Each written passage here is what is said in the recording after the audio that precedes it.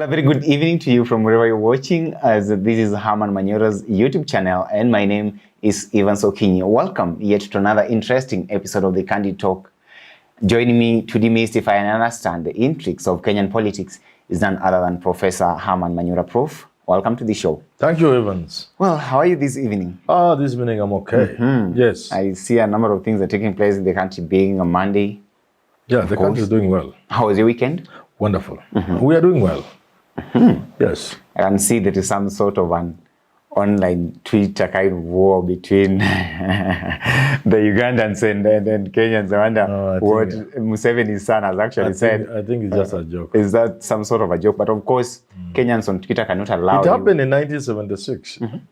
Amin said, look here, we are going up to Naivasha. That's where our boundary is. There were a lot of demonstrations in the country to show that we will not take this lying down during the time of Jomo Kenyatta. Then in one of the demonstrations in Kakamega, I think, some young mischievous boy stepped on on an empty milk packet, Tetra Pak. Then pop! Hey! The stampede. Anyway, that's it. We just hope that perhaps it's just joking. But of course, Kenyans on Twitter do not take hostages. They cannot actually let you go. They have to react, and we've seen that going on. Yeah. Anyway, Prof, a number of things are taking place in the country as usual, and over the weekend, the president, I think right now, the president, His Excellency William Samoei Arap Ruto, was in Raila's backyard in Homa Bay County. A county that actually loves Raila more than even Siaya County in itself. I know that. And he was there. He went to attend some church service and a rambe in one of the churches down there. Yes. And a number of people are reading a lot of stuff from Ruto's visit. Some are saying he's started campaigning, some are saying he's strategizing for 2027. What do you take from Ruto's visit down there? It depends on what you are looking for. I think people like me would know that this is Kenya, and the president of Kenya is William Samoei Ruto, so he can go any part of the country. Yeah. So do you think he just went down there just for this? Of course, there are those who are thinking he wants to pacify the Lake region. He wants to pacify the Luos. He wants to make sure that he has the whole country in terms of politics. So there are those who are reading campaign into that. And they could be justified. But me, I choose to see the president just moving across the country. Yeah. Now, there are a number of politicians from the Luo Nyanza region who are actually allied to the president here. One of them being the one whom you actually dismissed the other time, David Ochieng of Movement for Democracy and Growth actually was in the president's group during that particular visit. Yes. And Mr. Eliud Owalo. Prof then, and by the way, as Dalmas Otieno, the like of Dalmas Otieno, Evans Kidero, Jack Ranguma, all these people attended that meeting, and gauging by what was there, they are like, really, we need to prioritize our things as the people of the Lake region and work with this government so that we can actually receive these development projects that the government is putting in place. Do you think that is the best way for these people to go? No, you see, the president almost has no say when it comes to where development should go. This country belongs to all of us, and it's not a question of who lines up to get what. No, that is the wrong way. Kibaki got us from that corner a long time ago.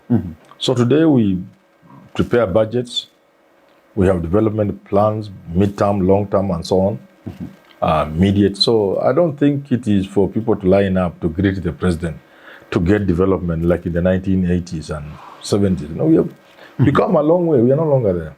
Are you therefore trying to say that the likes of David Ochieng are stooping? That's another stupid thing.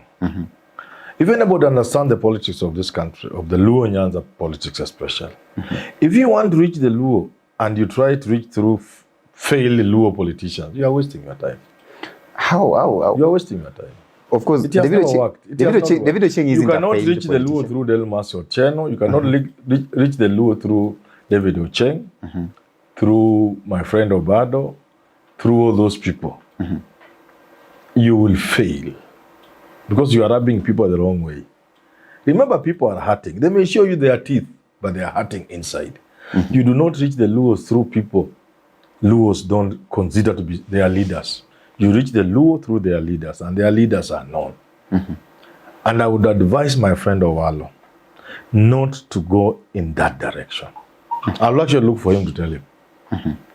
Don't put yourself together with these failed politicians. No. I would want somebody like Eliud OLOO to pursue the path of Robert Ouko. You cannot compare Robert Ouko to Kaliech or Dongo Mamo. People who chose to go against their community in working with Moi. You cannot be a J.J. Kamotho. You see, you will fail. As promising person like OLOO must refrain from working with Luo rejects in order to bring development to the Luos. The Luos can return that development to you. And they should ask the Tuju. The Luos are very proud people. They rather die on their knees, on their feet, than get your development on their knees. The Luos will not get it. And the Luos will not accept those failed politicians. So if you want to reach the Luos, if you are William Ruto, avoid that path. That path has been tried, it has not worked. It has not worked.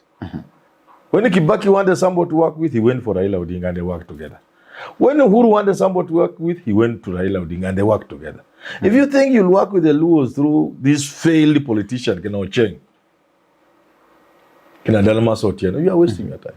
And it will work. You are antagonizing the community. No, Prof, of all these people who we've seen hovering around the president in Luo Nyanza, I think the only active politician there is David Ochieng, who is currently Ugenya Member of Parliament. Do you think he's going to reclaim that seat come the next election? He's finished. He's finished. So it's like he's committed some sort of political suicide? He would not. When we say people are finished, sometimes they make it. People say, you said this. But we know what you are saying. Are you therefore trying to allude to the fact that these are failed politicians who may not help the president, perhaps even in 2027? When you work with these people, you remind the Luos that the election was stolen. This is what you are telling the Luos. That we've stolen your election. We messed your leader. We messed Raila Odinga. And we are willing to show you the middle finger by working with these people. The Luos will not take it. So if your intention as William Ruto was to reach out to the Luos and work with them, then that's the wrong path. Don't work through those people. Look for really Luo leaders. And my friend and other friends of mine, like David Ochieng, they have gone the wrong way. Prof, according to you here, who are now these real Luo leaders who the president should look for? But Luo leaders begin with Raila Odinga.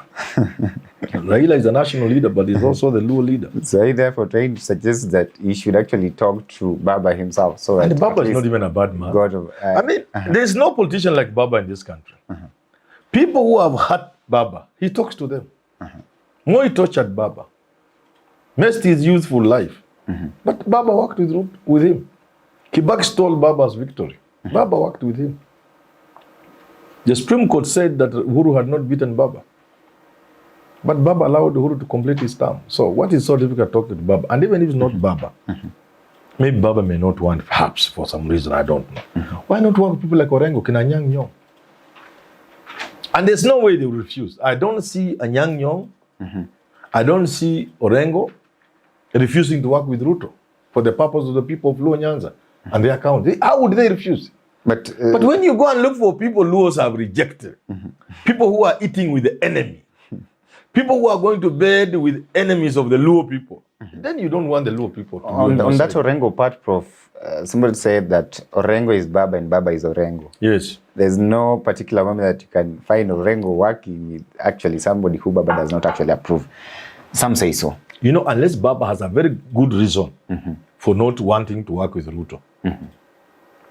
There's no way you can stop Orengo from working with Ruto. How? I don't see it happening. I don't even find it difficult that Baba can work with Ruto. I don't think it's difficult. He has proved it over the years.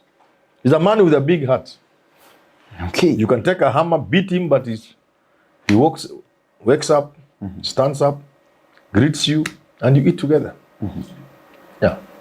We've seen Moses Kuria calling Luos all manner of things, calling Raila all manner of things, but then you find them at Kosere, Ronaldo, my friend's place. They are eating samaki. Baba has a big heart. There are no people like Baba. I've not met them in this country. There are few even in the world. People of that. So why do you want to work with people that remind the Luos what has happened to them? Rightly or wrongly? Whether true or not true, the Luos believe this election was stolen, just like many other Kenyans. And they believe the people who are stealing this election are the names you have given, together with the other side. How do you work with them? You work with three people recognize as their leaders. And then these others will also come on board later. Because people normally come on board. If you go it the right way, the Kibaki way, the Moi way, the Uhuru way, you work with the Luo, you work with the Luya, you work with the Kalenjin, you work with the Gikuyu. But by going to work with their leaders, sio vibaraka. Huwezi fanya kazi na vibaraka na jamii furahi. No, Prof. Presidential visits are viewed as one of the most perhaps important events in this country. Like when a president visits a place, the leaders are supposed to be there to welcome him and perhaps show people here is our president. Finally, noticeably, Homa Bay County Governor Gladys Wanga was a no-show in that kind of event. Same to the area member of parliament, lawyer George Peter Pondo Kaluma. He was out actually missing, and in fact I saw him tweet and say that next time you decide to visit my constituency, please let me know so that I can welcome you. Of course, Gladys Wanga said that she had other delegations elsewhere. So what do you read from these leaders missing? In fact, her seat was just there vacant. Nobody sat on it. The governor's seat was there, and yet she was nowhere. You know what? I don't know why Gladys Wanga didn't go. I've not talked to her. Kaluma, I've seen on Twitter, she's saying he didn't even have fare. Yeah, I heard him say that. Yeah. But you see, the idea is, if you organize something without those people, Gladys Wanga should not be invited to attend. If you want her to attend, she should be the one organizing it. But if you choose to come with Vibaraka, I wouldn't attend. And anybody who attended, I would call them foolish. I wouldn't attend if it was Gladys Wanga or Kaluma. Why would I attend? You work with the people who we consider to be traitors to us. And then you want me just talk to your function and clap for you. I will not come. But if you want to come to Homa Bay County, your office reaches out to the governor through the usual protocol and channels. Why would she refuse? Unless there's something, unless Raila has chosen not to recognize Ruto as the president. And I've not heard that. I've not heard Raila say that so far. He has an issue with the election. Raila has an issue with the Supreme Court. But I've not heard Raila himself say he doesn't recognize the government. So, how would Gladys Wanga, the governor, refuse to organize a presidential function? How would she refuse? She would not. But if you come with the Vibaraka, you want her just to come to your function. If she went, she'll be a fool. I even met a young in Mombasa, by the way.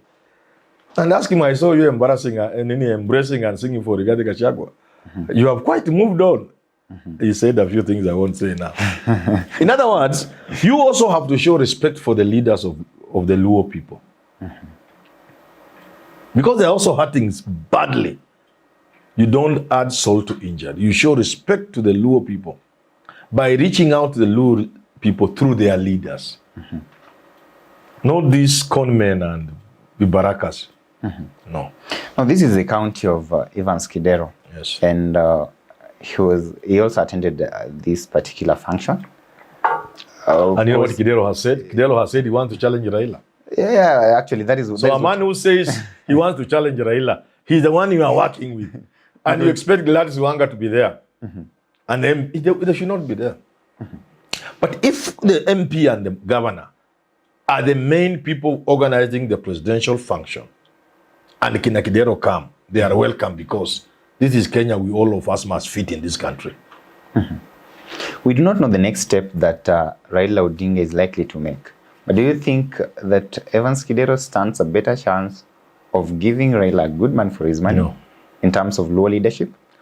should ask people like Orengo. Perhaps being able to bargain for the Luos I have said, at the and national let level. me repeat here, the man to take over from Raila would not be a man who comes in the open to fight Raila. And it's not just the Luo Nyanza, it happens. Hellstein, the one who fought Margaret Thatcher. When Margaret Thatcher fell, it's not Hellstein who took over. It was Major. When you fight somebody, when they are still in office, taking over from them is always not easy. It's not always easy. It is not all, especially if you do so directly. That tumefika mahali we want to replace Raila because he has wasted the Luos. Time for change has come. When do you change? Not the Luos. So this antagonistic approach of Evans Kidero is uncalled for. It will take him nowhere. It will take him nowhere. Soon he will not even be able to address a small village rally. Now, let me tell you this. With this now, let us assume there's a by-election. I think he's gone to court. Has he gone to court? I heard something. Yeah, he's gone to court. Now, the test is, I wish this election is nullified. If he gets 20% of the votes of Homa Bay, he would really have tried. You don't antagonize Raila and go back to the people. You scheme. You play your game cleverly without antagonizing Raila. You lose an election like that, you greet Gwanga. You go back to the grassroots slowly, and people, you endear yourself to the people. So Kidero, he shot himself in the foot. Yeah.